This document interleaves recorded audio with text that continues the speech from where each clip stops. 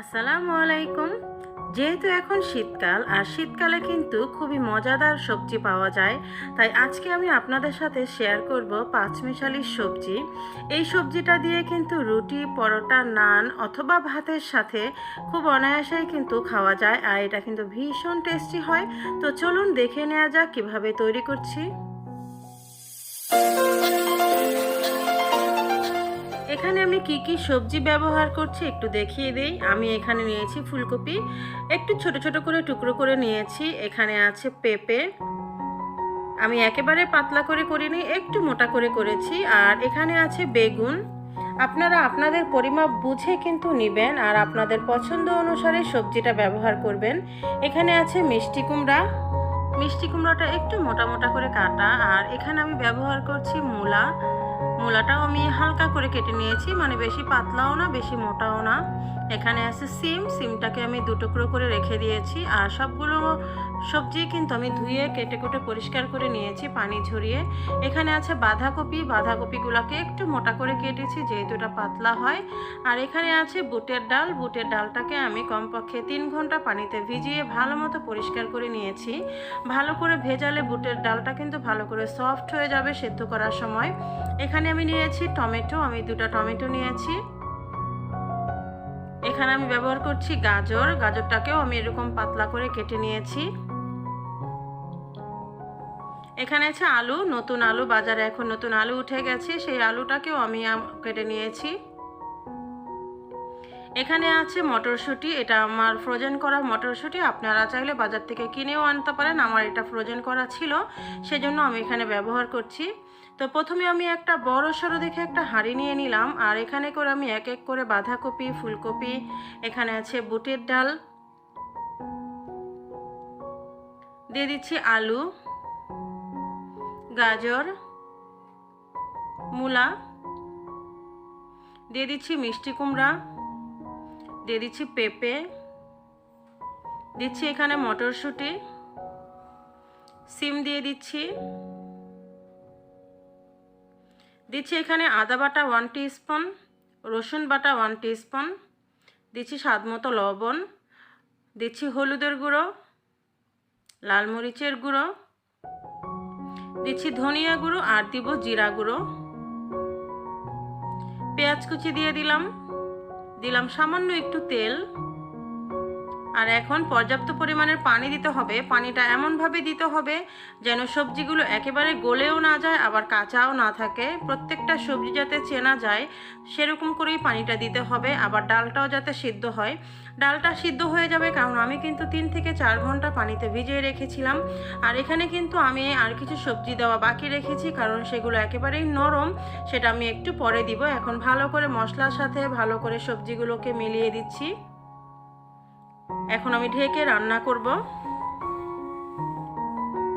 তো বলক চলে আসছে, আমি একটু চেক করতে চলে আসলাম। দেখতে পাচ্ছেন কালারটা কিন্তু খুব সুন্দর হয়েছে। আর এরকম পাঁচমিশালি সবজি যদি আমরা বাসায় প্রত্যেকেই খাই, বিশেষ করে বাচ্চাদেরকে খাওয়ানো যায়, তাহলে কিন্তু খুব হেলদি হবে। কারণ সবকটা কিন্তু এখানে সবজি ব্যবহার করেছি ভিটামিনে ভরপুর, আর খুব কালারফুল জিনিস ব্যবহার করেছি, বিভিন্ন কালারেরই কিন্তু এখানে আছে। আর এই সমস্ত কালারফুল সবজিগুলোই কিন্তু আমাদের খেতে হয়। তো এই পর্যায়ে আমি দিয়ে দিচ্ছি এখানে টমেটো, আর দিব আমি এখানে বেগুন, দিচ্ছি এখানে কাঁচামরিচ। কাঁচামরিচগুলোকে কিন্তু আমি আস্ত দিয়েছি, কিছুটা ফেটে যাবে আর কিছুটা আস্ত থাকবে, তাহলে ঝালের তারতম্যটা ঠিক থাকবে। আর আপনারা যদি ঝালটা বেশি খান সেক্ষেত্রে আপনারা বাড়িয়ে দিতে পারেন। এখন আবারও আমি ঢেকে রান্না করব। আমি আবারও চেক করতে চলে আসলাম যে সিদ্ধ হয়েছে কিনা।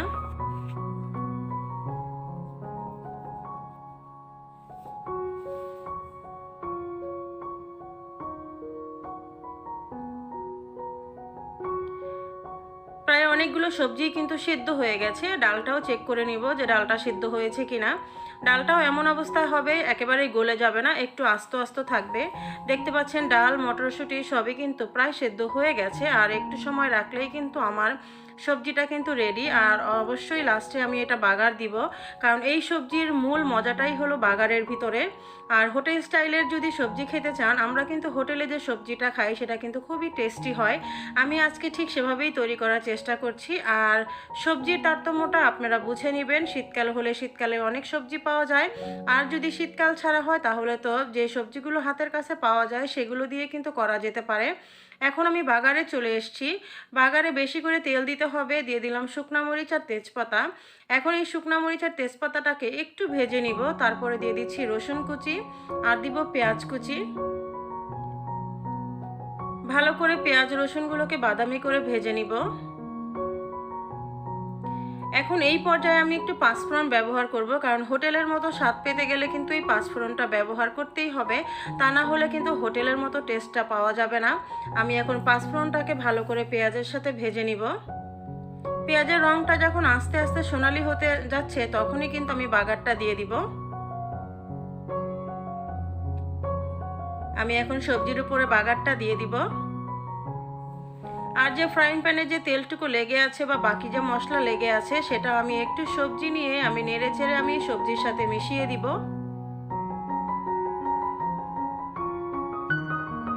ঠিক এইভাবে কিন্তু আমাদের দাদি নানিরা কিন্তু করে, যে পাতিলটার ভিতরে তারা বাগারটা দেয় সেখানে কিন্তু একটুখানি সবজি নিয়ে এইভাবে করে মিশিয়ে কিন্তু পাতিলে ঢেলে দেয়।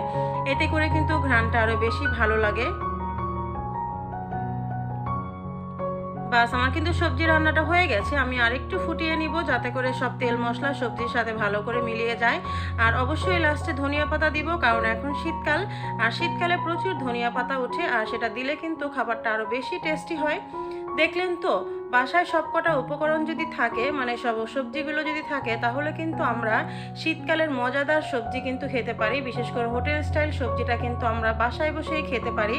আর এটা অবশ্যই টেস্ট হবে বেশি যদি আপনারা রুটি পরোটা বা নান রুটির সাথে খান। আর সাদা ভাতের সাথেও কিন্তু এর জুড়ি মেলা ভার সবটার সাথেই ভালো লাগবে খেতে। আজকের আমার রেসিপিটা যদি আপনাদের সবার ভালো লেগে থাকে তো প্লিজ একটা অনুরোধ করে নিব, প্লিজ একটা করে লাইক দিয়ে দিবেন। আপনাদের একটা লাইক কিন্তু অসংখ্য ভাই আপুদের কাছে আমার এই রেসিপিটা চলে যাবে।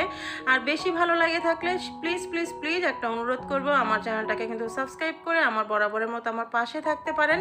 আর সাবস্ক্রাইব করার পাশে অবশ্যই বেল বাটনটা অন করে রাখবেন। সবাই সুস্থ থাকবেন, ভালো থাকবেন। আল্লাহ হাফেজ।